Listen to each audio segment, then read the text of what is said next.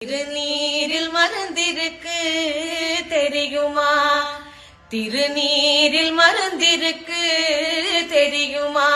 அதை தினம் அணிந்தால் புகழிருக்கு புரியுமா? அதை தினம் அணிந்தால் புகழிருக்கு புரியுமா?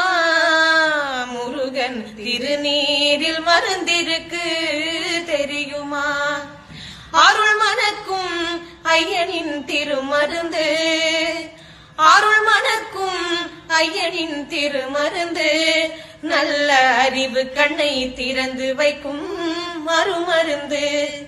அருள் மணக்கும் ஐயனின் திருமருந்து, நல்ல அறிவு கண்ணை திறந்து வைக்கும் அருமருந்து.